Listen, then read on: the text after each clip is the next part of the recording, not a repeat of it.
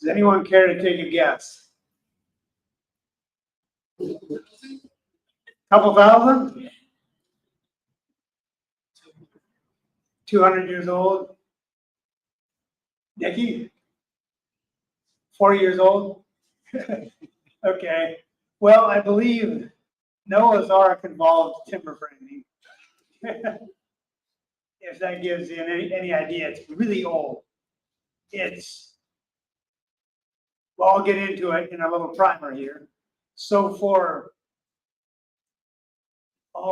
tonight, we're going to go through a little primer on the history and evolution of timber framing.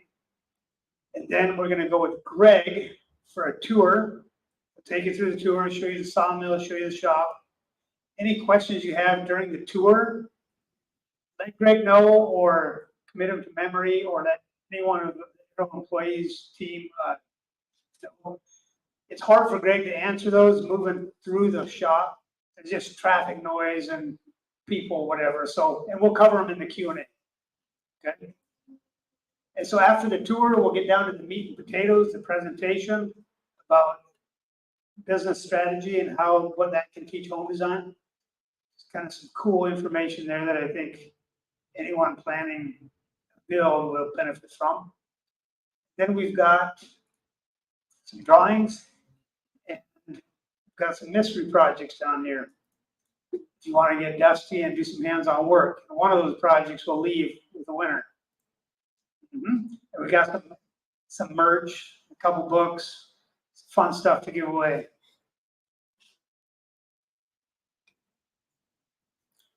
Okay, just a little bit about our past and our beginning.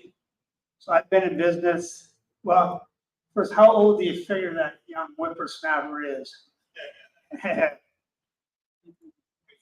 25. Pretty close. I believe I was 26. I was 2 years in business. Started in '94. Or was it '95? I forget. Pretty close. Anyway, and I was a framing contractor. I'd worked for my father as a framing contractor, and then worked for a general contractor doing multiple trades, and started my own framing company. And then in 2002, I was doing a job, and the client asked me, would I mind doing some timber framing? He had a little porch stoop, and it was just supported by some brackets. And I said, well, what's timber framing? And so he proceeded to kind of tell me about the joinery and wave his arms a little bit. So, well, let me think about it. And that night, I went down to the library, found some books on it, and kind of fell in love with it. And then from there, it was law of attraction or awareness or whatever you want to call it. But it grew from there, and now we have a great team.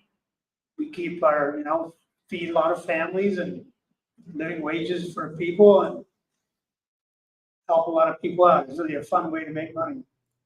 I mean, we all got to do it, right? So that's that.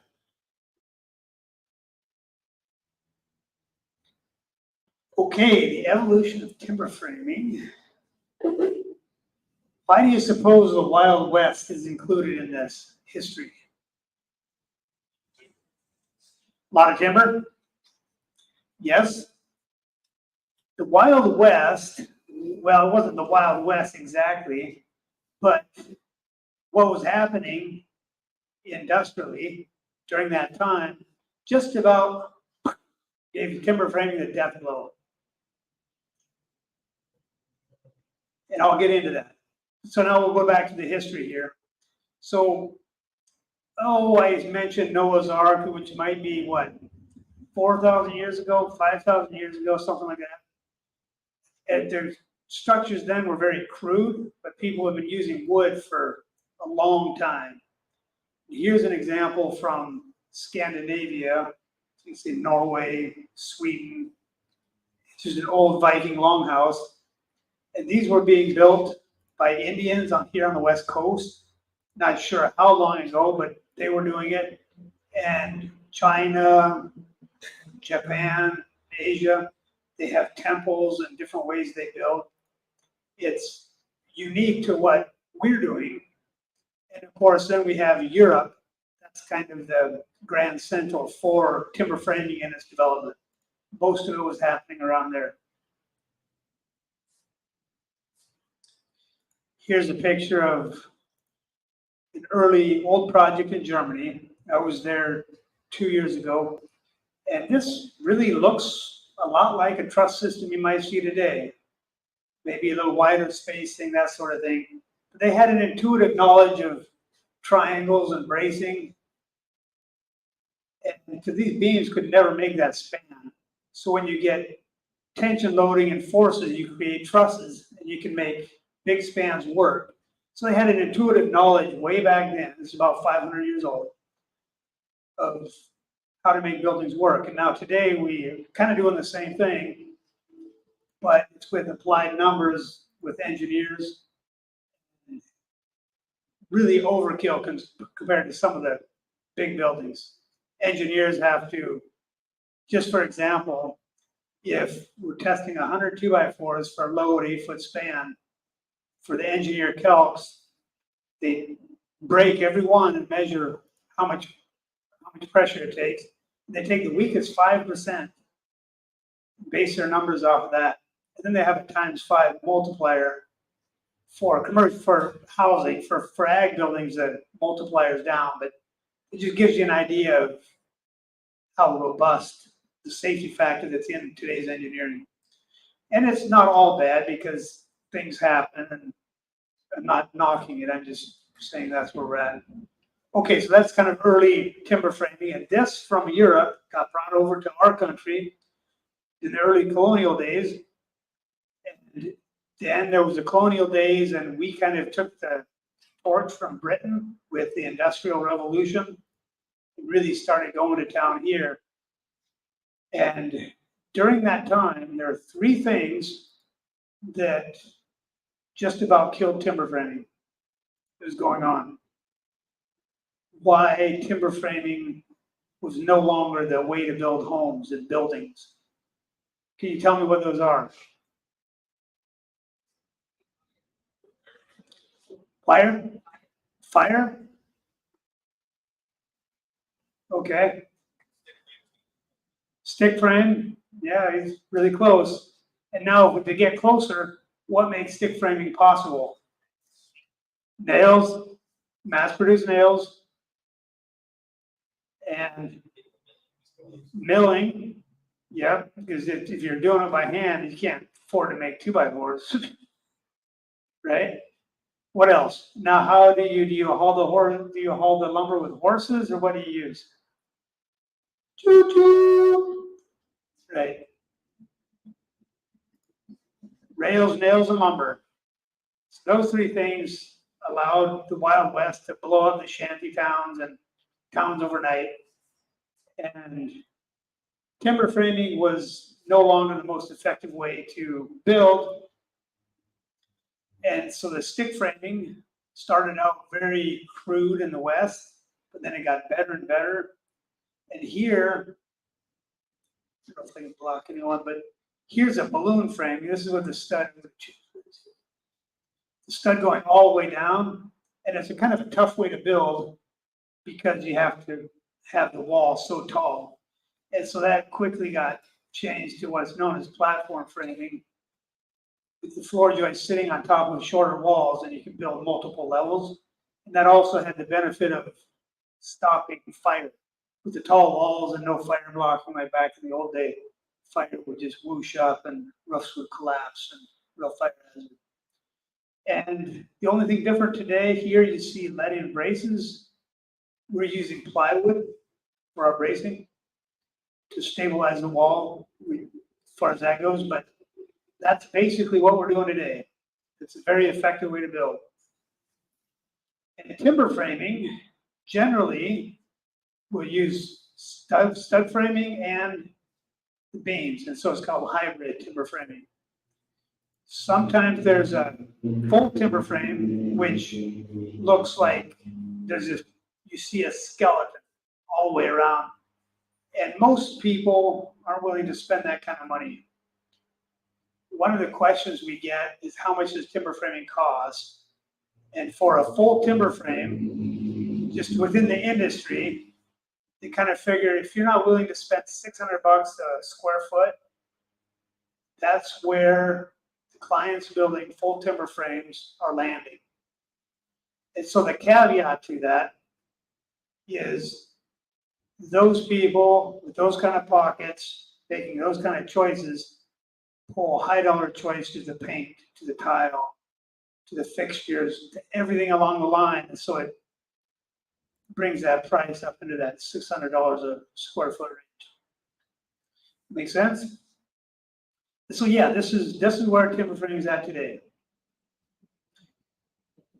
Generally in the public spaces, laser-like focus where you want to be. But that square footage is only in full timber. That's, yeah, and that's for the whole build. I mean, it's not just the timber frame, yes. Yeah, hybrid timber frame, you can just do your curb appeal and entry, you can focus on the great room. You have a lot of flexibility. And stylistically, hybrid timber framing gives you more flexibility as well. A full timber frame is going to put you in a box to a degree because of the way the bands go and the beams and different things. Okay, I want a data dump. What kind of questions are in your head, or what kind of information would you like to get tonight that would make your time well spent here? I've done no sawmill, aluminum mills, and stuff. And I'm learning. I got 14 acres of timber. So I'm retired, just have fun. But it's a 26-inch. What I'm doing is air dry. I stick it in a stack and keep it out of the weather. I'm doing great with most of them. Cherry is hard. Are you talking to me about seasoning? I would like to know about that. Okay. Okay. Well, we'll get seasoning and drying. Okay. Yep. Okay.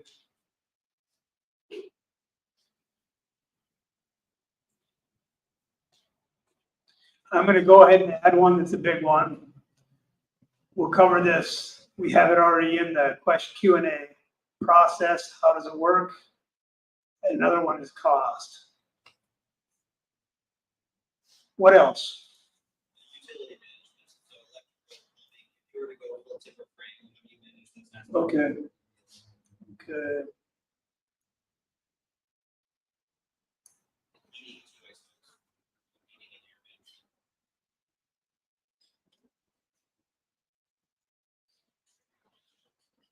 management. Okay. Any other burning questions?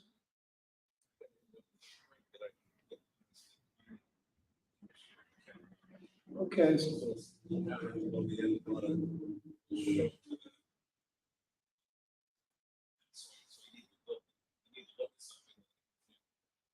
Okay, so what you want to know, what kind of requirements or how do we handle permitting and that sort of thing? Okay. Okay. Okay.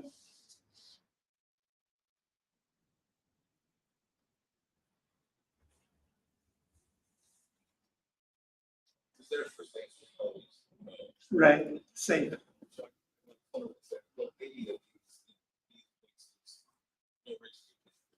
You bet. So how to get permits with timber frame? Did I catch that? All right, anything else? Mostly for dwellings or structures, but there's other timber framing like crystals and railroads. Okay, so you're wondering about different applications of timber frame? Maybe that's. Okay.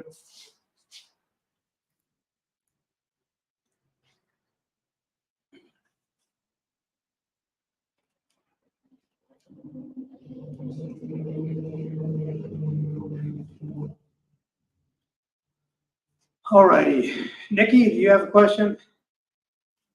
Okay. Anyone else? Going once, going twice? We'll move on. Okay, so we're gonna get started with the tour. You're gonna leave with Greg in just a moment. But before we get going with the tour, there's some things that will cover, you're gonna see in the office out here, while we have easy hearing, no extra noise, that sort of thing. Okay, generally with the process, when we starts with a brainstorm meeting, that's 30 to 90 minutes. And that just is time set aside to really delve into what, you or any client is trying to get done. And then from there, we can give our best advice on ways to proceed.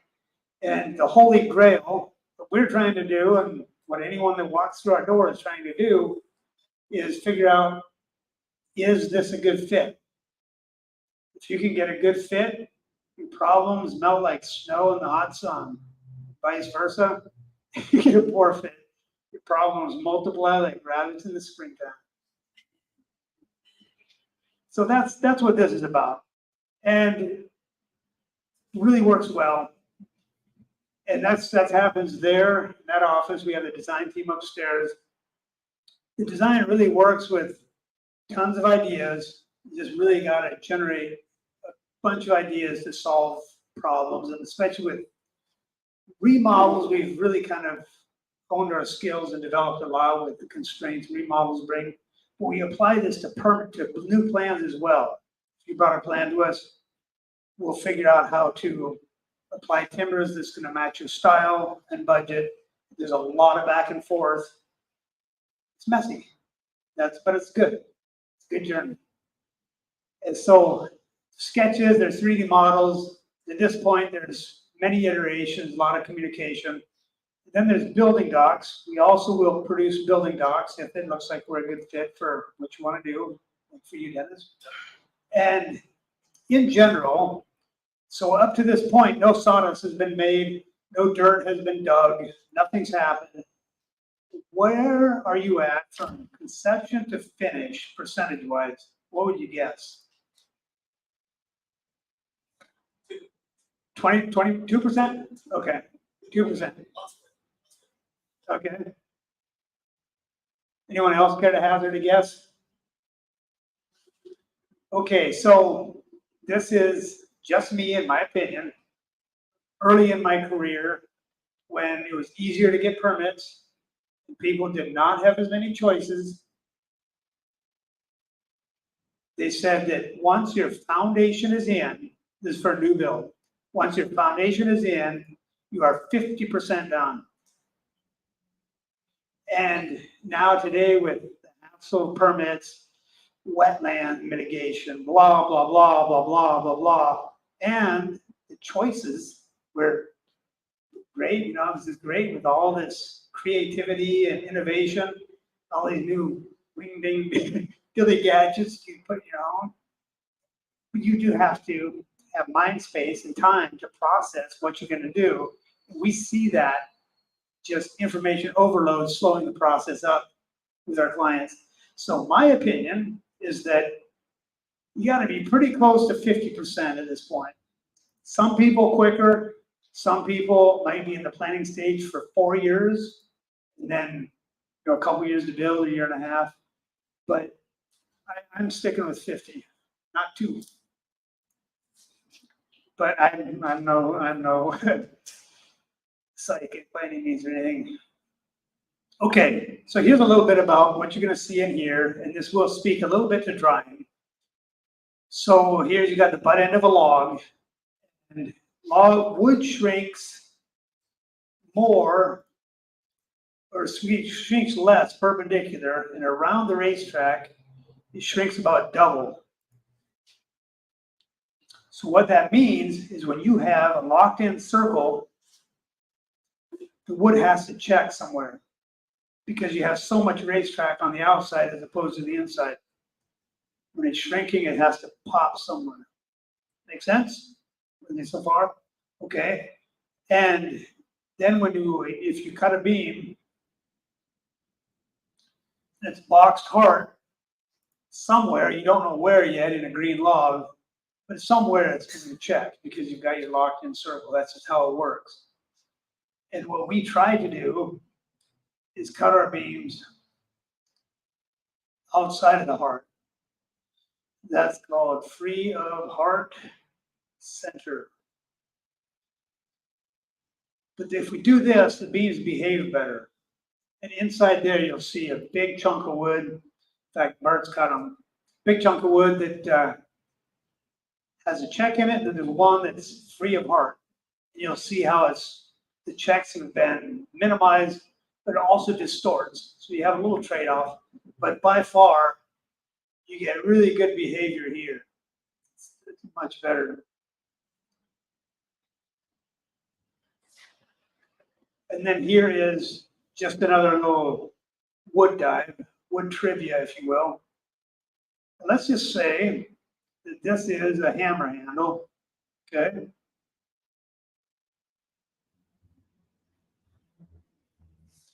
We've got a hammer handle like this. Which one's stronger?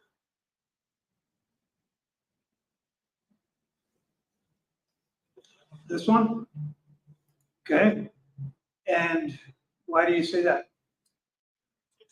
Yep. The wood is less likely to delaminate on. This is really good for shrinkage. If you've got floor joists like this, you don't want to shrink. In fact, sometimes we'll do this in a king post. We'll orient our king post this way because shrinkage here, when a truss comes together at the top, it's in compression. So shrinkage there can mean just a little sag in the truss.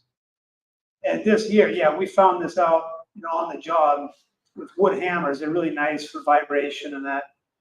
But the hammers that held up look like that. And if it busted early on, you hammer, you reef on a nail or whatever. And then sure enough, you didn't look at the grain. Little trivia for you there. Okay, and then here's the boxed heart. We've already talked about the checks. And in the big piece over here in the office, you're going to see this distort.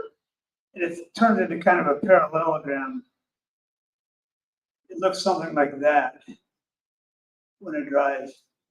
Just a little distorted. That's obviously exaggerated, but that's the behavior of wood. Okay, so we're going to take off with this when you come back. Greg, you can take it away. All right. Yeah, if you just want to follow me into the office, we'll go through a few things in there, and then we'll head out through the yard and then back to the back and forth.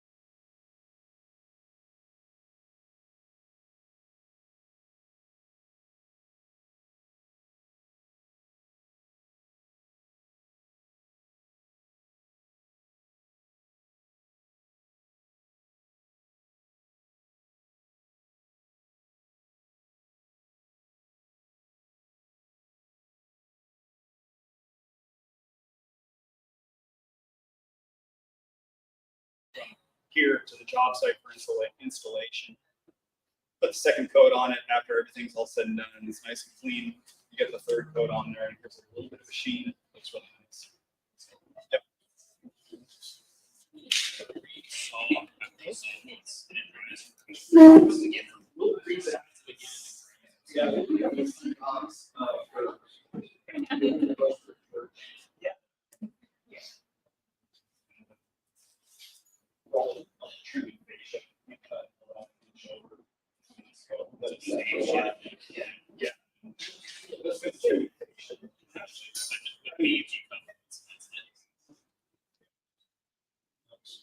That's the 3%.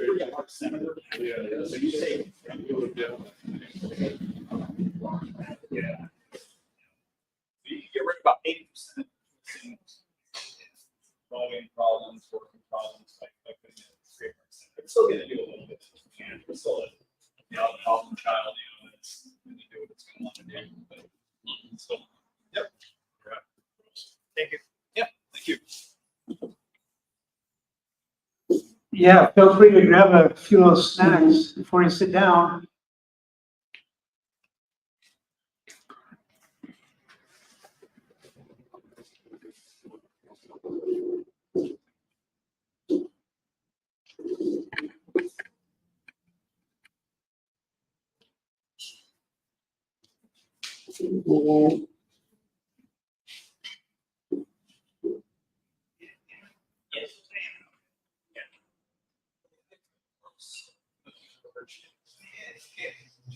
Trash.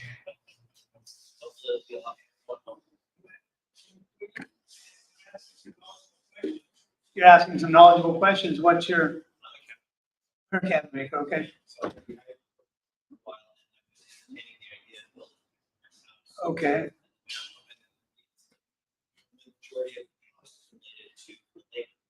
Yes.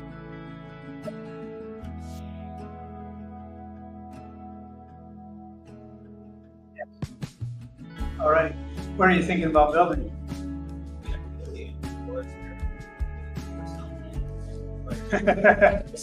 No, do the gorge, then you have to deal with the Gorge Commission. Aren't you afraid of that? Okay.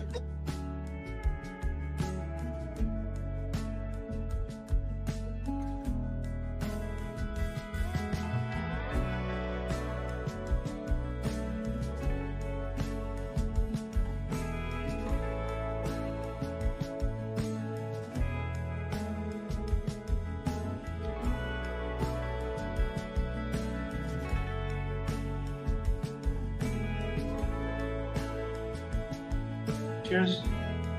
So, you've completed your journey, the tour of the shop. I use the word journey because it has so much positive connotation with what means stuff to us in life. Back when I was younger, I never used the word journey because it felt too melodramatic, like this is somebody that's really on an adventure or slaying the dragon or on a quest.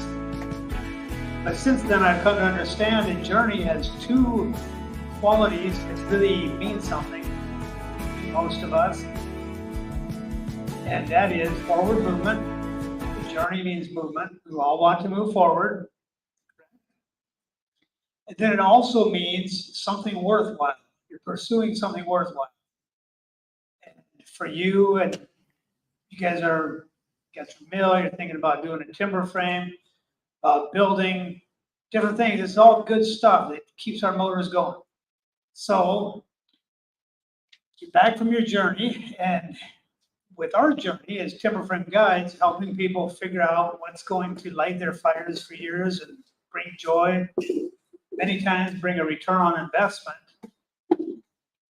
We're really focused on the timber framing.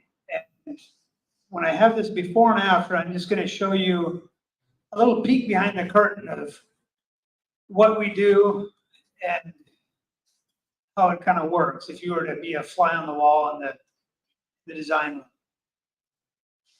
So this here is a remodel. They liked timber framing. They didn't have any idea what they were going to do, how they were going to do it. And so it's really interesting one thing we've noticed time and time again, how much you can do with roof lines. So go ahead and tell me, what's some things you notice that are different? I mean, aside from the timbers. Timbers are obviously different. Added entry.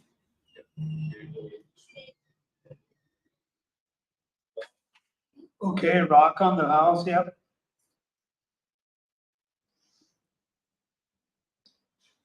What else? Bigger lights, bigger, more trim around the windows, yes, that's true. Mhm. They've got some shake, it looks like, maybe, on the dormers. Okay, and that's, a lot of that is cosmetic, which all points and it comes together as a whole, bringing this change. Some people have accused us of showing a different house. No extension. It might be the camera angle. The big geometry thing. So the point here, there's two things to know is, one is the timber design is one thing. And that's what people look at is, wow, and they attribute all that beauty to the timbers.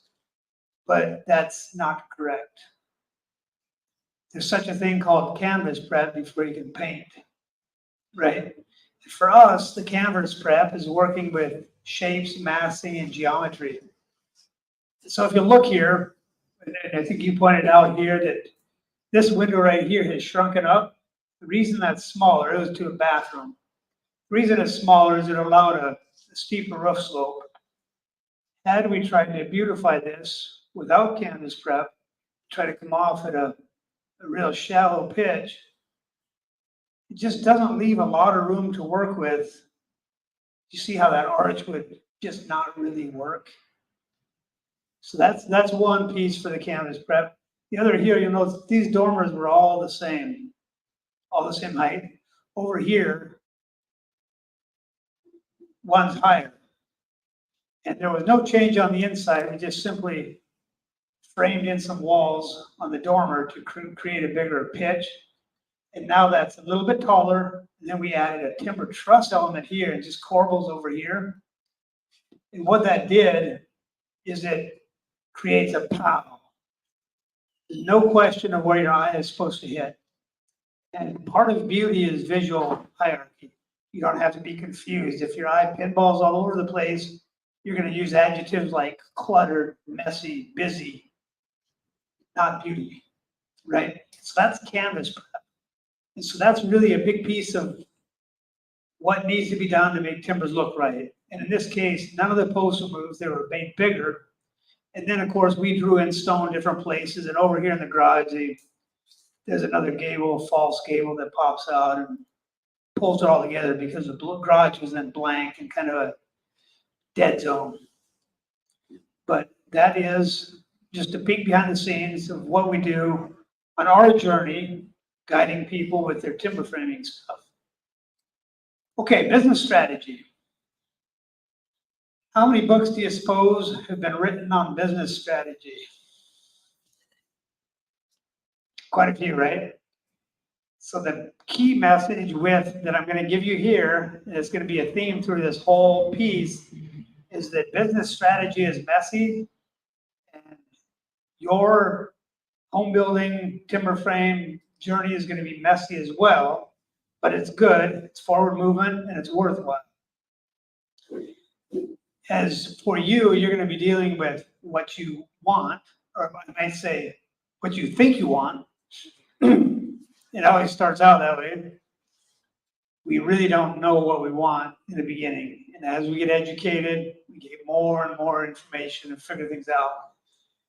So starting with what you think you want, and then you figure things out, and then you get costs, or there's product availability. For example, some people have gotten well along their pathway, and the refrigerator or the stove or the appliance, whatever it is they wanted, was either not available or cost prohibitive, where they were not going to drop that kind of money for this stove or whatever. And so they end up redesigning their kitchen. And Nikki, you may have hit that before too. Is that a familiar story? Mm-hmm. Yep. And so it's a messy process, but what we're going to cover tonight is going to make that process, it's gonna tame the chaos. What we're gonna give you from the business strategy boiled down as we've experienced it and what we've learned, it'll kind of tame the chaos and make the journey more enjoyable, help you avoid wasting money, help you figure out who you are and what you're about. Okay, so business strategy, the overlapping circles here, and this vernacular can change up. These circles are really a neat way to portray an idea. For example, how many of you have kids who have asked you, what should they do for a living? What should they do when they get big? Has anyone ever answered the question for your kids? Anyone? What did you tell Something you like to do. Is it never gonna do what they think they're gonna do? them? So he said something they like to do because they're never going to do what they think they're going to do anyways. Okay, and so this is the same principle on a personal level. I've told my kids this. I've pilfered these overlapping circles from business books. And what you got here is you've got what are you good at? So if you ask the kid, what are you good at? Okay, and then maybe they don't understand passion, but you can say, what do you like to do? And then say, okay, what kind of and then how's the money going to work? For example, if someone likes to, collect butterflies and pin them up and whatnot, well, it might not pay so hot, might not pay the rent, right? And so there's a sweet spot in there. And for business, it's the same thing, just different vernacular, different words. And for you, it's basically going to be the same thing, different words. We're going to simplify it a little bit further. So, core competency, what do you think I'm going to tell you? For you and your home design, your journey, your timber frame moving forward. Any guesses? It's really simple.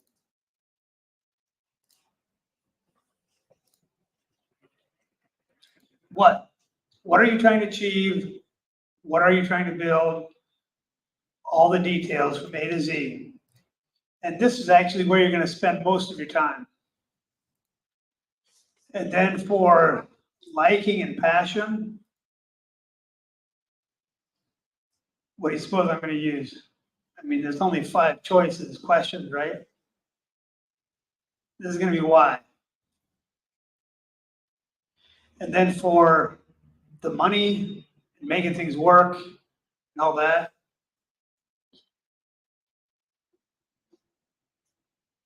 So we have 3 things: what, why, and how. Can we make it any simpler? I think we're pretty simple. That's what we're doing moving forward. And let's get started here. We're going to give a couple business ideas here. So Southwest Airlines, how many of you know the story of Southwest Airlines? In the business circles, they're kind of a poster child for strategy, for good business, for culture management, for a lot of things. And there's reason, physical reason to back that up. They work in a very competitive industry. And they have consistently been profitable for many years. And it's really hard to do in a publicly traded company and year after year after year. How do they do it? If I were to tell you what Southwest, what their mission statement is it would just be a jumbled bunch of words. But I'm going to tell you first what they don't do, and then after that, you can kind of build a picture of what they're about. Okay, so one thing Southwest does not do, they do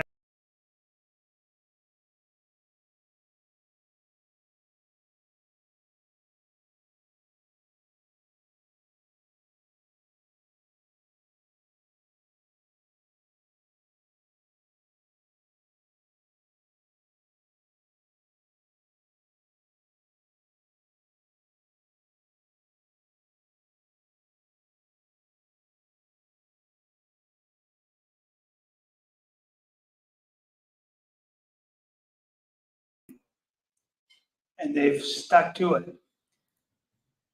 So what their whole piece is they want to give fast, friendly service and help people connect with what they love to do and who they love. And economical.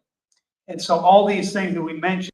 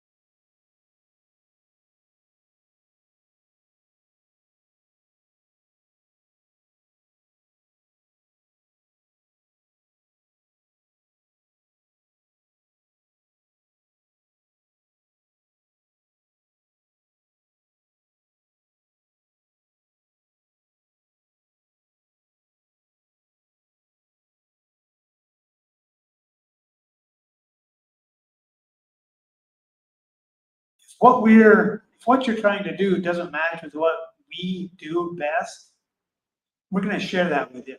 And then hopefully give you some alternative routes to pursue. So a good fit that should be on everyone's list, but surprisingly, it's not always.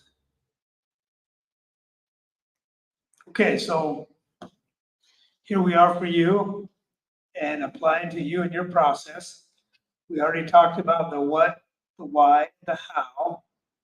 So I skipped ahead on that. So we're gonna talk about what, just like you're gonna be spending a lot of time on what with any type of building projects, lion's share of your time is gonna be spent on choices and what you're gonna do. What are the three big choices when it comes to home design? Cost, size, what else?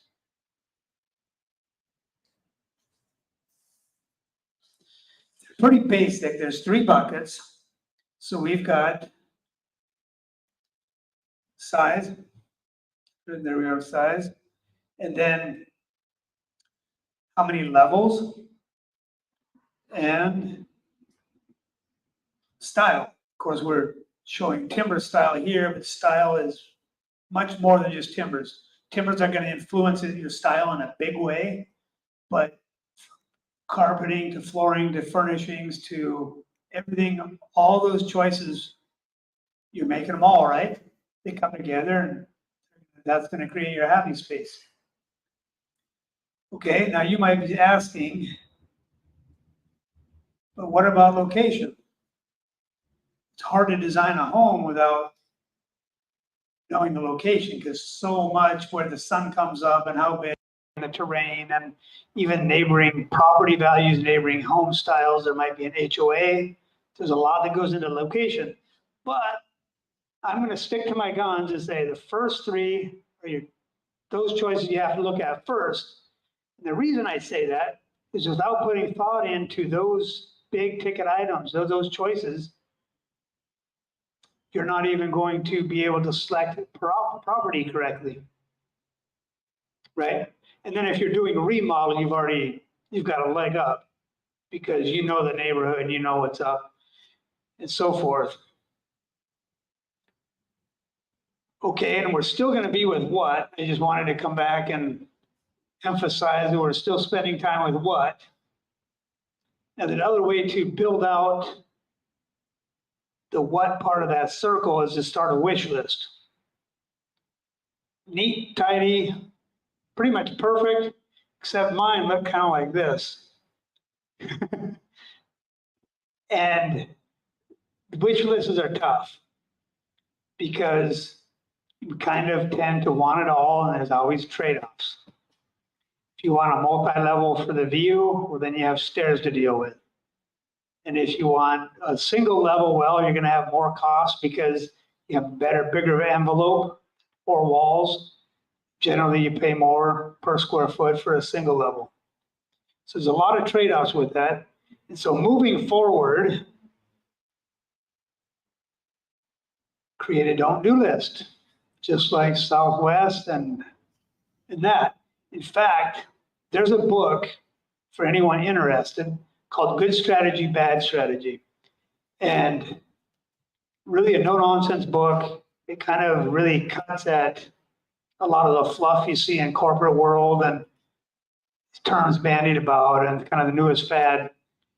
And the big takeaway from the book, if you don't want to read it, this is the biggest takeaway in my opinion. It's the kernel of strategy. And the first point is to identify what's going on. Identify the problem, whatever. And it's a lot harder than it first meets the eye. The second thing is basically a don't-do list.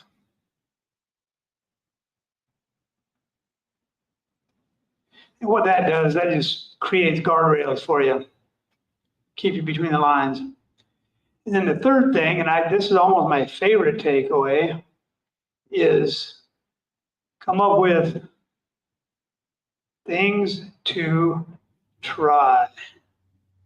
The reason I like that is it implies rough draft. It's not trying to be perfect. It's moving forward. You're going to try it. Failure is baked in. You don't have to, you can stay loose. And so that's a do not do list. And so here is, some people have chosen these items. They decided they're not going to overbuild for rare occasions. They're not going to have extra guest bedrooms or extra square footage for the rare occasions they have a guest over. Other people are adamant the other direction. They're going to have that. And one thing that we hear a lot is people worry about choosing trendy over timeless. Some other people get a little bit more granular. They don't want a formal dining room. Waste space and nobody ever uses it. And some people we've heard, the garage doors really bug them. You know, when you drive up to the house and all you see is garage doors. Just a little tip, if you have that, if your layout requires that, we've done some pretty cool stuff with timbers separating garage doors, and it changes the offensiveness of the garage doors. And then there's these last two are a little more related to money. If you could read that, it says to build too expensive for the hood or for your neighboring properties, you want to get your money back out of it. And the next one is the other side of the coin. They're not going to let ROI, return on investment, or trends drive their choices. They're building it for them. It's their happy place, and forget the cost. So those are examples of do not do lists. As we've talked about this, is there anything on your do not do list with your project that springs to mind you want to share with us? Might be taking a big leap here. All right, saying none, we'll move on. Okay, another tip for your wish list is balancing trade-offs. Well, like I mentioned, a one-story will give you some more costs and a bigger footprint. Maybe you don't have property for it, or you have to buy a bigger property, so a lot of city lots aren't big enough for a single level. So there's always trade-offs. Somehow with the building industry, yeah, we forgot that. I corrected it on break. With the building industry, we seem to think we can have our cake and eat it too, and there are times we can. But with cars, a sports car versus a dump truck, we all just have this intuitive feeling of how it works. You're not going to get a dump truck to zip down to Minimart and pick up some gum. And you're not going to get a big payload with a Maserati, right? We all kind of understand that. So that's understanding what you're trying to do. I'm going to give you some more examples of trade-offs, but there's trade-offs in everything. And the key point for you here is to, when you're dealing with trade-offs, to think about, okay, what am I losing? And come to grips with it. And then have a little funeral. Be mournful for a little bit to what you're saying goodbye to. And then bury it, say a few words. And then once you do that, it's not going to plague the back of your mind and nibble at you. It's kind of like, okay, I'm okay with that loss. Now you're free to move on. You shut that door. The reason we don't is we want opportunity. We're afraid to shut doors, to make hard decisions. And so my encouragement for building out your wish list is to hold funerals for what you're going to say no to. Make sense? And here's a great question. Is your project design driven? More like the don't care about ROI, don't care about overbuilding, not going to let trends drive decisions. Is that where you're going? Is it design driven or budget driven? And actually thinking about that and picking a number will help you with all the choices moving forward. If you don't do that, you may think you've got your ideas, but it's probably going to irritate you for a while. Okay, Lucas is going to pass out. These are complimentary. They're a companion to the book, which we will have in a drawing. Yep. And so then you have another one, spacious versus efficient. It's kind of linking to size, single level, multi-level, and even down to built-in storage closets versus having dressers and that sort of thing. So that is kind of dealing with the what. Moving on to the why. The why is a little bit like salt to the main course. If this is the meat and potatoes, the why is a little bit like the salt. And it doesn't take a lot of time. It does take some introspection. But what we see a lot of times is the why of why someone's moving forward. Whoops. Dead. Here it's come back up. Yeah, the power's there. It's coming on. We'll see if it loads in the same spot. But I can continue with the piece on why. If it's inferred, if it's assumed or neglected, it just makes the journey, makes decisions tough. Good. Okay, which one are we got here? Taylor, this one right here? Okay.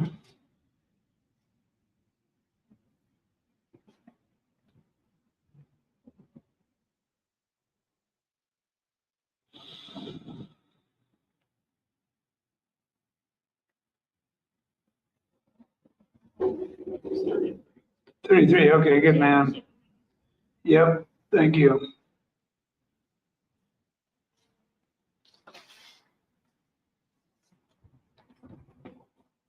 Okay, so the salt, make the meal tasty, it'll make your journey tasty, pleasant, etc.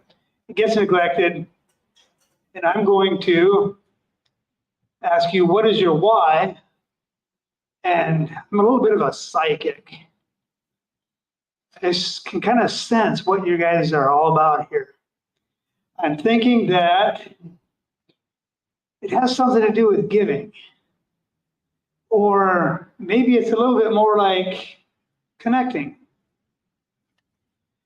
Or perhaps helping might be something to do with it. Or belonging, being part of something bigger than yourself. Or if it's not those, whoops, yeah, there we go. If it's not those, it's about a challenge or a worthy goal, just to be doing something. So those are basic human drives. And with us, the timber frame company, with projects I do, other companies, this is pretty much universal. Where we differ from Southwest and whatnot, and how your project is going to be unique and what you do, it has to do with defining the what it's going to be, how you're going to get there, and then also the people that are on your team or the people that you're working with. All that combines to create your unique team, project, home, all that makes it unique. But as far as your why, there's just a little shortcut. You can build around any of those, and you can have easy salt added to your project. I can give you a story of me getting frustrated with the project I was doing. So my oldest son he was about 15. And I took a small little framing job. We were timber framing, but I took a small little framing job for a client. They asked us to. Probably should have said no. Probably said, that's on my don't do list. But I didn't. And the reason I took it was so that I could connect with my boy. He wanted to frame. He kind of wanted to work more with me, but I was tied up in sales and design and whatnot. So I said, I'll take this little project and work with him on it. And so we're out there. It was a Saturday, and I was behind on design or whatever I was supposed to be doing. So I was working in the truck on some paperwork, and he was out framing on this little shop with one of my helpers who really didn't have a lot of experience. And the project just wasn't getting anywhere. And then just these basic mistakes happening. I started to feel myself do a slow boil and really started to get frustrated. And somehow I remembered that, just hang on. You took this project to connect with your son. Now if I continue with this frustration, I'm going to be going backwards, defeating the whole purpose. And so I happened to luck out and be in tune to what I was trying to do. But with your project, understanding what you're trying to accomplish, maybe even the tone of what you're trying to do could be part of your description of your why. And so the last piece of this, it's in our book that we're going to give out. It's called Creating a Decision Compass. And really, it's a basic exercise that if you'll do this, you kind of have this handy for your pocket, is to choose 3 to 7 words that are like key words that describe what you're trying to accomplish. Part of that may be about money, not exceeding a certain level. Part of that might be about the belonging or doing it for your family, so forth. Whatever it is, And it can also describe style, like you could have a rustic industrial craftsman home. Maybe one level's in there. One level doesn't really have to be there because it's kind of, that's such a big thing. You don't have to communicate that, but with yourself, and then any widgets or gadgets you want to buy, you can step back and look at it from the prism you've created and make a better decision. And you can also use that to communicate with your builder, painter, anyone you hire of what you're trying to create. And then they can then get on your bandwagon and give you better, oh, you're trying to go a little more rustic. Well, I would suggest a muted tone because of blah, blah, blah. Well, you just get more help the better you communicate. So Decision Compass is in chapter 3. Okay, now we're going to talk about how. This has to do with, to whose point was it? Time or money? What do you have more of? Amen? Okay. Time or money, what do you have more of? Kind of where it goes. Time and money will come back time and time again to affect what you're trying to accomplish. As you get more education, something might be such an inexpensive way to do something that still fits within your prism of your decision compass, that you decide, yes, I'm changing gears and I'm going to do X.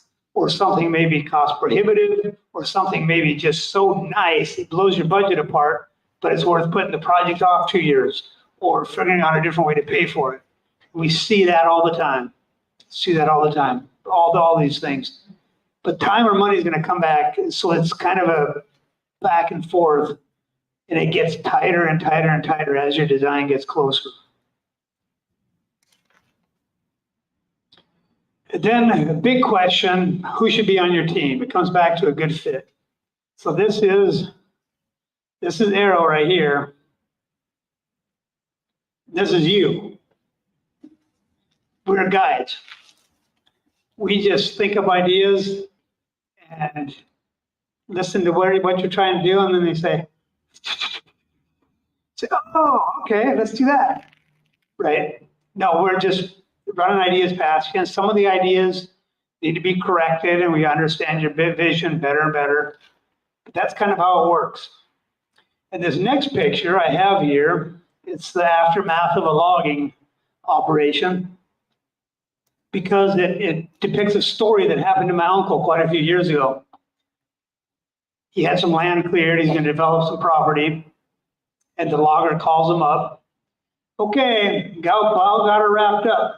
And so he drives out to his property and he sees something like this. And that was not his idea of done.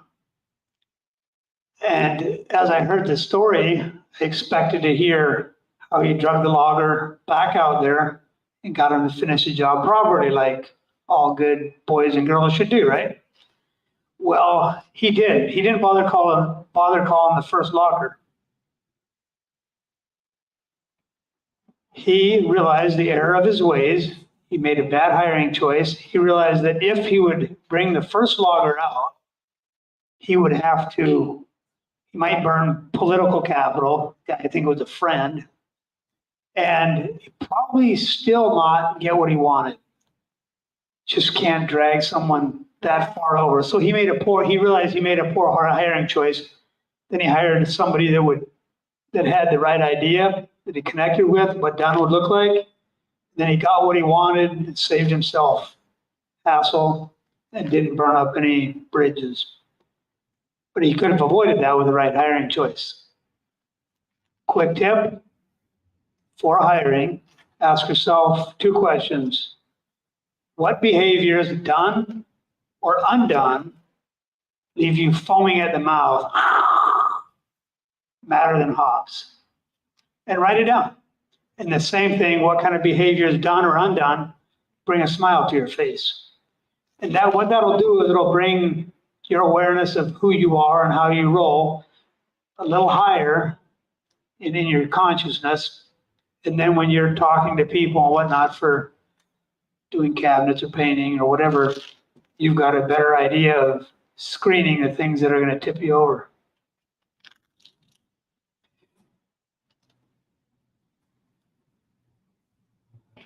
Okay, so here we are. Then once you've got all that covered, you're gonna end up with something within your sweet spot there, your dream home. All right? Now, okay, we want one other thing to cover here. What was it? I told you home building is messy. And this is an example of part of that messy stuff when I forget where I'm at. Oh, that's what it was. Okay, so your path moving forward is going to be unique. It's going to follow where you want to go.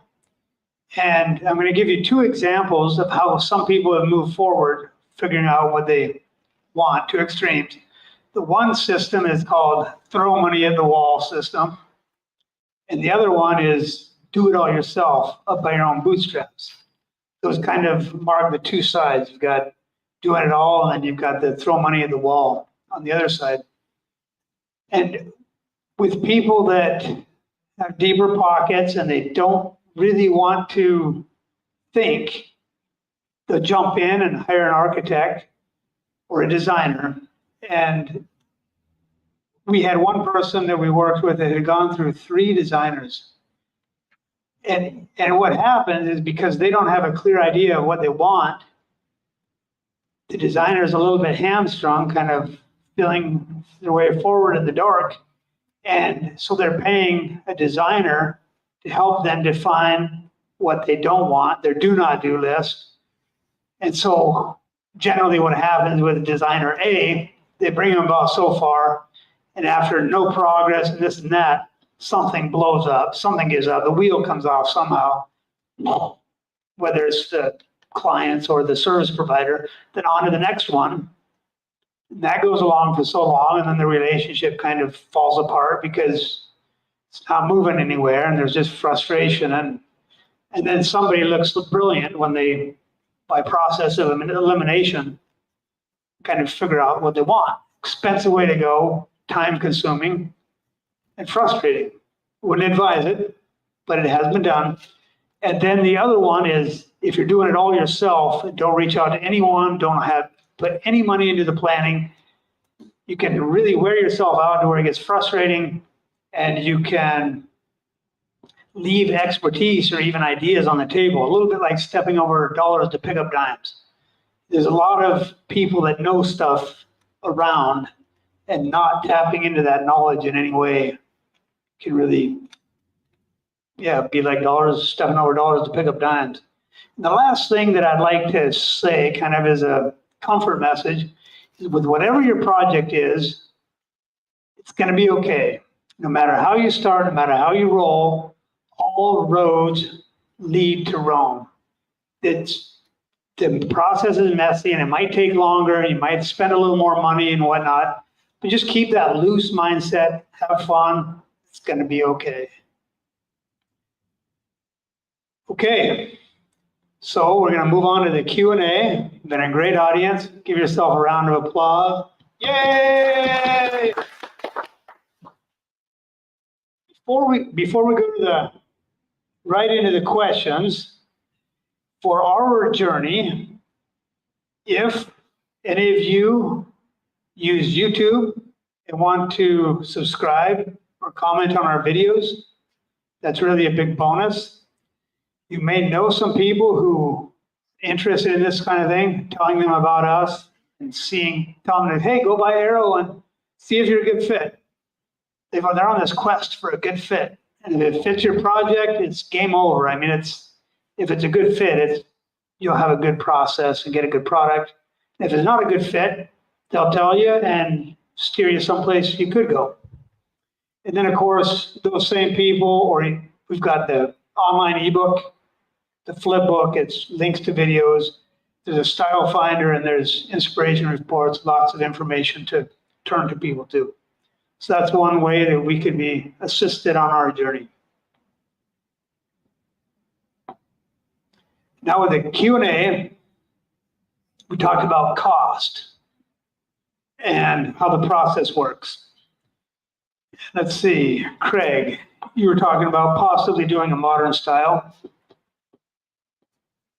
how well can you guys see this picture here with it's just the front elevation of a blueprint. So a little bit, what you're seeing with a lot of modern styles. And here you see how timber accentuated really made this pop. What's going on here? What's going on is the roof lines didn't change much, but one thing that really brings out just a lot of good energy and makes this spring to life is those overhangs that get progressively bigger as they come out to the peak. And of course, the corals and the wood give a sense of cadence and kind of put your attention upwards. So that's one piece of a little bit of the canvas prep. And here we kind of we increased the roof overhang here, really out there. We eliminated a post here. One of the reasons being that it matched kind of the what was going on stylistic with above, but it also didn't get in the way when you're walking or get tight to the garage door. So it solved a problem as well. And then this post right here, it's kind of kicked a little bit at a jaunty angle back, and it has the modern surprise in that it's tapered small at the bottom and gets big. So it's kind of a neat little modern twist that if you are doing modern, some sort of surprise that's kind of the quintessential piece of modern design.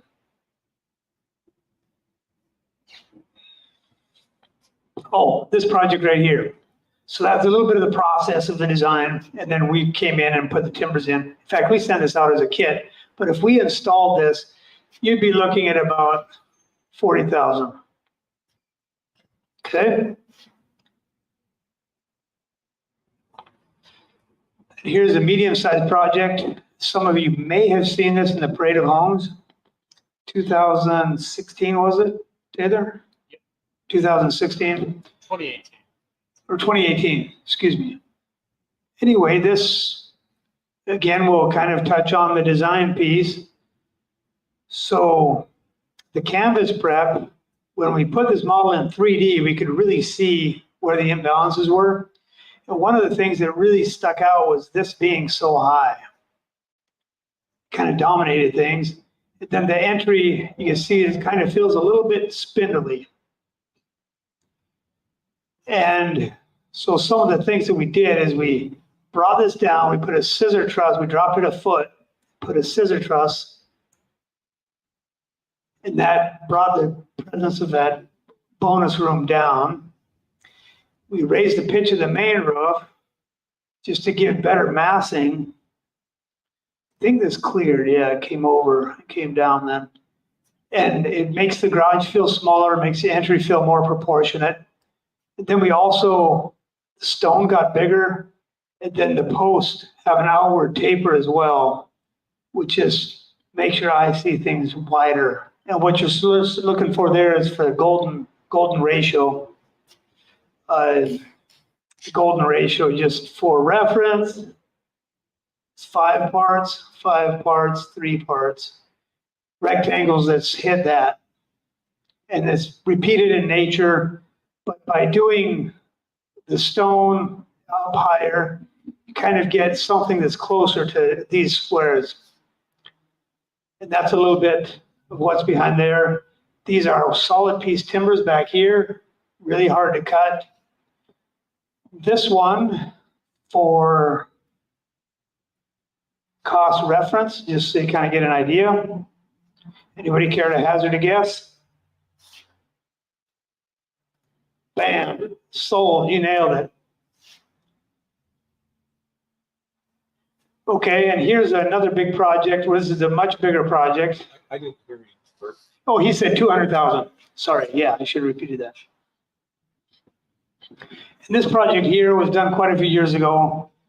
It's got a separate living quarters for elderly person, mom or dad. Over in the bonus room, it's got a stairway with a slide next to it for the kids. All kinds of little doodads. So a lot of timbers in this project. Anybody care to guess on this one? 600. We'll go with 4. Make us look good. Just inflation. Yeah, well, by the time you build, it'll probably be there with the way inflation's going. Yeah. Okay, and then all that being said, in our place where we're Yoda on your shoulder, we're guys, you're turning left or right, and you really can't find the sweet spot of what you're trying to get for looks and what you're trying to spend. That's kind of the rabbit we're chasing every day. In the book, chapter 15, there's 15 examples like this that have the same exact room size, same wall height, and the same roof pitch, so none of those change. And there's many different examples of different timber styles you can get to enhance whatever you're trying to accomplish. With just the ones we're looking at here, which one do you suppose is the most expensive and which do you suppose is the least expensive?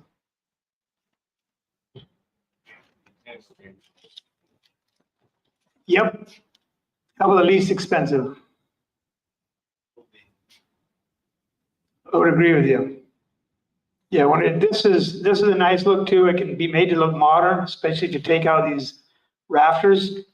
But anytime you're creating a truss, you got a lot of pieces, a lot of forces, extra cost. But so that's, and in chapter 15, we're going to do a giveaway here in a bit. Shows you all about that. Okay, here's the 4 questions we had before. I think we covered cost and process to some degree. Any questions on cost or process? Yeah, if you were to just buy the kit? Oh, if you just buy the kit, you can knock off a third. Yep. Just buying the kit, you knock off a third. Okay, and then the process of kind of the design and figuring things out and then fabrication. First, we have a designer hat. Then after that's all approved, then we put on our builder hat and we work as subcontractors. Okay, seasoning and drying. So I don't know if Greg touched on this going through about the fallacy of kiln drying. Okay. No, there's points to it. But the kiln drying that is known on the street, let's get my ear there. The kiln drying known on the street is largely a feel-good exercise. It doesn't do a whole lot. If you go to the airport in Concourse C, is it? Yeah, Concourse C, we did a kiosk or a room for timberline, and there's big beams in there, like 18 by 20, but 26 foot long. And if you're going by there, you can look at how the joinery is performing, what the wood's doing. And what was really kind of cool is we did another project for timberline in a different part of the airport. They were forced to move because of that big remodel. And there we used, timbers were box heart because they couldn't get anyone to cut them big enough. And they used kiln dried timbers, and they even went a little further and called them core dry because they spent more time in the kiln. And the shrinkage that was addressed with that whole process is virtually nil. I mean, you just don't, and then your checks are bigger too, because if you've got a beam, you're drying it from the outside, the center's wet. Well, now there's nothing shrinking in here at the same time, so the checks have got it, just more checks, right? So kiln drying, the one thing it will do is it will set some of your pitch. Like pitch, you might have seen some, I don't know if Greg pointed it out front, but there's pitch that bleeds out of fresh sawn wood as it dries. But that's kind of the only redeeming factor. As far as, now air drying is another thing. If you've got time on your hands and want the Cadillac way to do it, we can't beams up big for people and then come back and saw them down. And it's really a good way to go. Or reclaimed wood. There's one other option. It's called RFKD. This is a worthwhile endeavor. It basically puts electrical current through the beams and they, like a giant microwave, and dries them from the inside out. Lead time is pretty big and quite a bit more expensive too. So, what's that? Radio frequency. Yep, that's, mhm. Exactly. Zapping it, and it does work. I did one project years ago with it, and the stuff doesn't move. I mean, it's there. Speed. Yeah, yeah. If you can air dry, we've done that for clients, and the only downside to air drying, and we're talking trade-offs again, is that you have to think way in advance. And the further you have to think down the road, the more effort you have to put into thinking and the more mistakes you're going to make. So it's kind of a two-edged sword, which way you're going to go. Does that cover your question? Just real quick, the air drying, I've always heard 1 inch per year as far as air drying. Is that something you would describe to timbers air drying as well, or is that nothing else? I think it's actually faster, but I mean, I don't know. We do our joinery with fresh sawn timbers, and we do our joinery in such a way that they shrink together and don't leave big fat cracks the way the joints are put together. And also it's kind of, if you've got a little pieris bone in your body, pieris timber frame bone in your body, well, then you'd be best to use fresh sawn dug fir or fresh sawn wood. Because back in the day, when timber framing was the thing, it was dry pegs and green lumber. They couldn't wait for a year to season it. They needed to survive, live to fight another day, right? And so, but then the wood shrinks tighter on the pegs. The green wood just solidifies it that way. So if you've got a pieris bone in your body, use green wood. It goes both ways. It's no problem. Okay, we good on that? Yep, inch per year is fine. Probably a little quicker. Plumbing, wiring, and heating inside of a timber frame. Hybrid timber framing sometimes gets into challenges this way. But in general, whatever you do, whether it's full timber frame or hybrid timber framing, you're going to have some sort of wall that keeps the elements out and a roof. So that's where you're going to put wiring, plumbing, etc. With SIPS panels, they're kind of a pre-made panel that is made of plywood, styrofoam and plywood. You have to think further in advance what you're going to do, but they do put chases in for wiring and that. And then even with stick-built construction, heating chases can be built in the wall. You know, the vertical ones can just have a wall. Anytime you're going horizontal, you either got to have tall floor joists, like say between the basement and the main floor. You can run heating ducts in there. But generally, so overhead, you got a choice of going overhead or in the floor joist. And if you have a timber frame that has beams and then decking, so this serves as say like the floor of the upstairs or the loft, and then that's what you see from down below. For wiring, you have to cut grooves in the beams before the decking goes down, get your wires in. And your heating here, if you're going to do any type of heating that has to be there, well, you're going to be forced to do something like a modern style where the heat duct is just exposed, because if you're trying to frame some box and sheetrock it there, it's going to look doofy. That's kind of just a quick general look at that. That satisfy you? Amen. Okay. Then getting permits for timber frame projects. Yeah, so what we do is we'll design it up to your liking, figure out exactly what things are going to be like. Then we provide engineering, we provide all the documents to submit to the county. And then we get behind you and we give you a little push and we say, go get them, Tiger. Good luck. Right, and there are the county and jurisdictions have gotten so bad that they've created a cottage industry of people who specialize in getting your permits. No, they'll take the plans and say, okay, for X amount of dollars, we'll navigate through the dragon's lair, we'll shepherd it through. I mean, that's, yeah. The government's creating jobs. Yeah.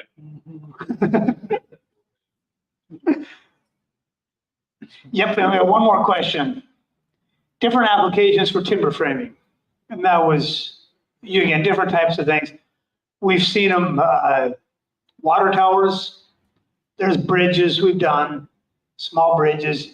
I did do a wood frame bridge in Estonia. This was in 2012. I went there with my daughter. She wanted a trip with me. And it was just a simple lattice bridge. It was like a 100-foot span. And it was basically trusses that were box trusses that were, they had to be all of 18, 20 foot high. And then it just looked like lattice. Just crisscross, bunch of bolts, bunch of metal, and really interesting project. And they were putting planks down just like the old time bridges you see, single lane.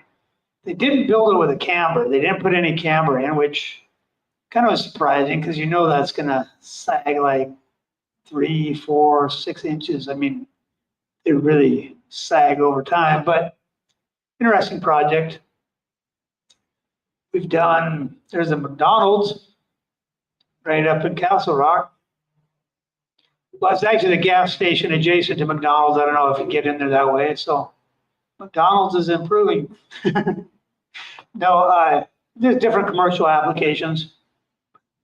How about something not quite linear, something like geodesic or TV A-frame? Okay. The ups are kind of the joinery. Yeah, Really, on the in the geodesic. geodesic, yeah. So he's asking about something that's not rectangular or your basic shape. Have you been down to the airport with the new ceiling? Oh, okay. Well, we were involved with that. We weren't. That's on a whole other scale. No, it's really cool. Who's been down there recently? Isn't that just fantastic? It's just something that just, I don't know who dreamed it up. And you look at it and the joinery is very crude, you might say, but it doesn't matter. I mean, they're over that whole ceiling that is a huge expanse. It just creates a really unique feel. And that's, but if you're going to go into the odd world, break out your checkbook and don't be faint when, A little more custom. yeah, it's not for the faint of heart when it comes to writing the check. Right. But generally people want it for their pavilion or for someplace where they're really going to live a lot. Unless it's a hobbyist. In fact, Craig's father in Michigan built kind of a greenhouse, or what did you say it was? Yeah, small she shed. Okay. Yeah. Okay. She shed for his mom.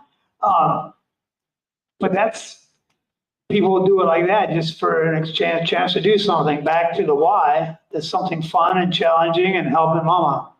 Mm-hmm.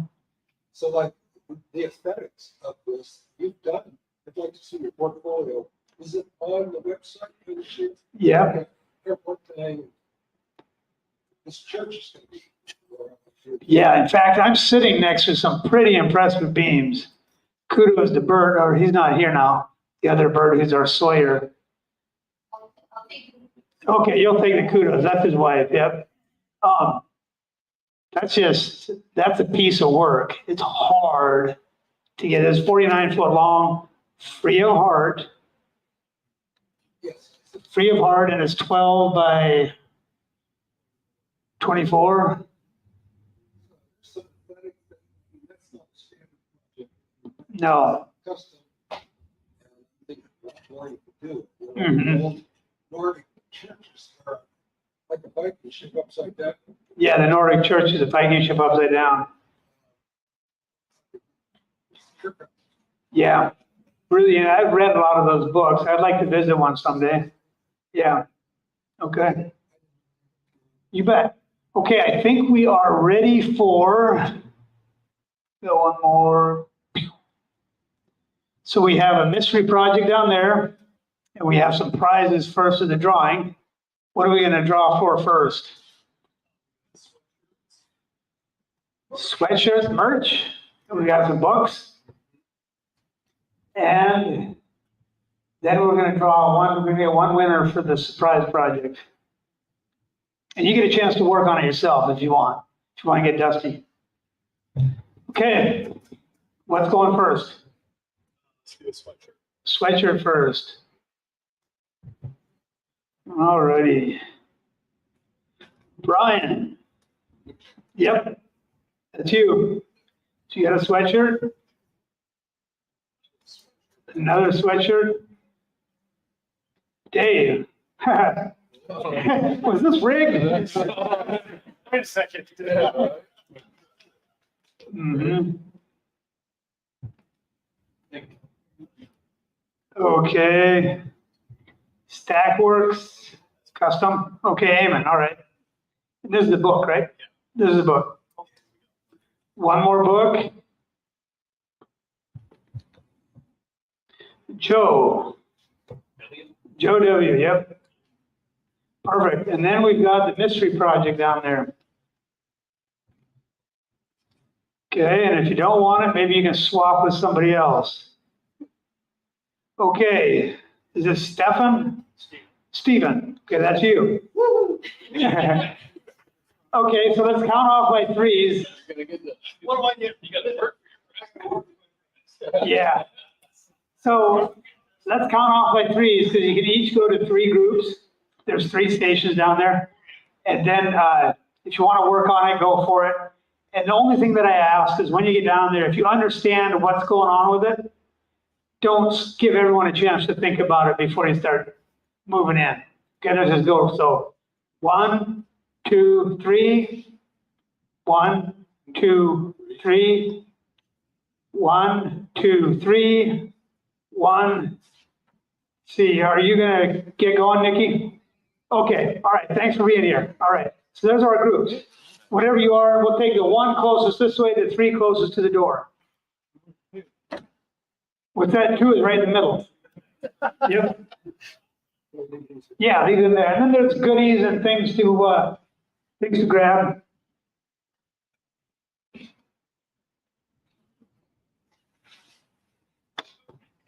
Yeah. Maybe stop before you put anything. What were you thinking? We'll see you short. Yeah. I think you agree. Yeah. I almost it's too good to be something. Appreciate your presentation. Curious. I'll email you the rest.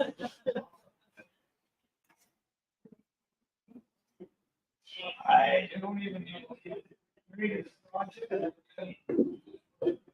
Really want to know.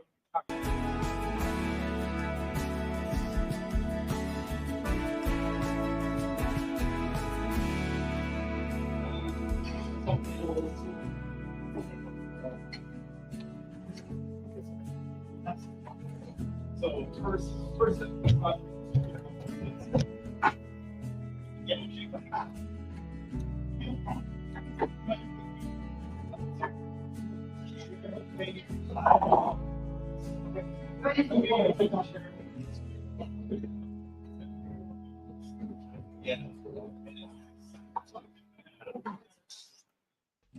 Overall, you made all the